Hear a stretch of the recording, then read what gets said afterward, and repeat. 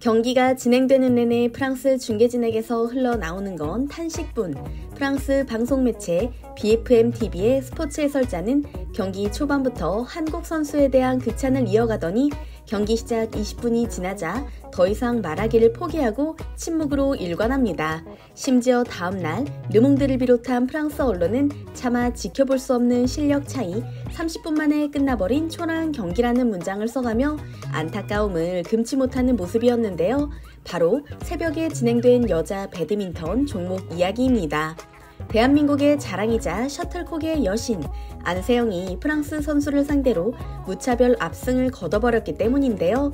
사실 이번 올림픽에 태극마크를 달고 출전하는 선수들의 수로만 따진다면 1976년 몬트리올 올림픽 이래 48년 만에 최소라고 하지만 메달 사냥에 있어서는 단연 효율을 자랑하는 우리 태극전사들. 배드민턴 종목 역시 세계 랭킹 1위에 빛나는 안세영 선수 덕분에 통쾌한 첫 승을 맛볼 수 있었는데요. 한국뿐만 아니라 전 세계의 미디어가 안세영 선수의 금메달을 예감하며 기사를 내보냈죠. 그런데 경기를 본 프랑스 언론이 문제 삼은 것은 사실 패배가 아닌 치쉐페이 선수의 태도였습니다. 심지어 해당 선수의 원래 국적에 대해 언급하며 최선을 다하지 않았다고 강하게 비판하는 신문마저 있었는데요. 세계 최고의 벽을 만나 결코 넘을 수 없음을 실감한 치쉐페이 선수. 그녀가 경기 전부터 주눅이 들어있던 이유가 따로 있었다고 합니다. 덧붙여 극성스럽기로 유명한 프랑스의 스포츠 팬들이 경기장에서 침묵할 수밖에 없었던 사연까지 지금부터 자세히 설명해 드릴게요. 지난해 열린 항저우 아시안게임에서 여자 단식과 단체전 2관왕을 휩쓸었으며 세계 개인 선수권 대회에서도 한국 선수 최초로 우승하며 새 역사를 써내려간 안세영 선수. 그러나 그녀에게도 늘 꽃길만 펼쳐진 것은 아니었습니다. 항저우 아시안게임 단식 결승전을 치르다 무릎을 크게 다쳐 재활에 들어갔을 뿐만 아니라 그 여파로 올림픽을 앞두고 경기력에 기복이 생겼기 때문이죠. 그러나 이번 경기를 보고 난 후 모든 우려를 떨쳐버릴 수 있었습니다. 치쉐페이 선수가 제 아무리 세계 랭킹 53위에 불과하다고 하지만 안세영 선수가 모든 면에서 압도적인 경기력을 보여줬기 때문인데요. 솔직히 수준이 너무 차이나서 긴장감조차 느끼기 어려울 정도였죠. 치쉐페이가 리드한 순간은 첫 세트 초반 1점을 먼저 낸 것이 전부. 그 후로 안세영은 단 한 번도 리드를 내주지 않은 채 상대 선수를 쥐락펴락하는 모습이었는데요. 경기를 보지 않은 채 두 선수의 얼굴만 봐도 승리가 점쳐질 정도였습니다.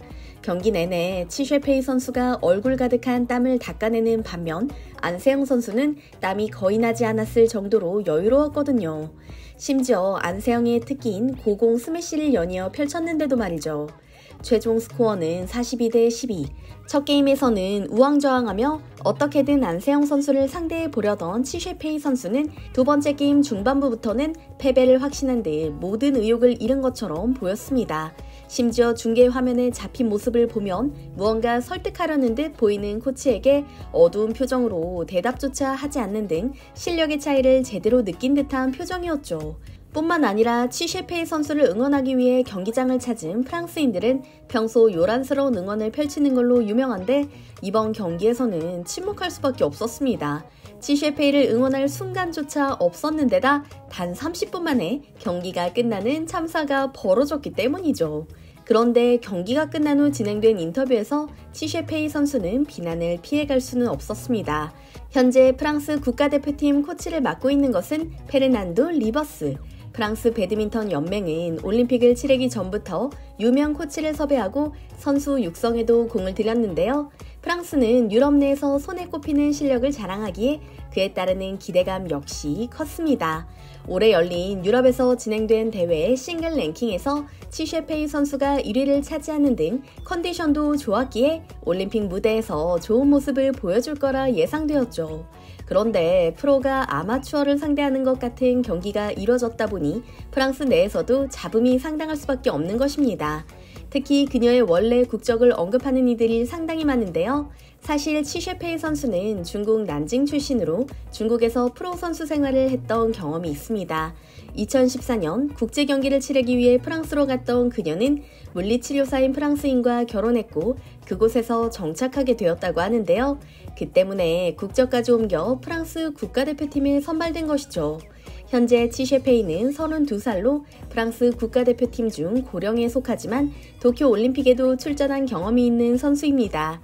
그런 그녀가 초반부터 안세영 선수 같은 상대를 만나게 되어 탈락하게 됐으니 실망이 이만저만이 아닐 텐데요. 한국의 안세영이 강력한 상대였다는 것은 인정하지만 치셰페이는 경기에 최선을 다하지 않은 것 같다는 비판이 강하게 일면서 그녀의 원래 국적까지 프랑스인들의 입에 오르내리고 있는 것이죠.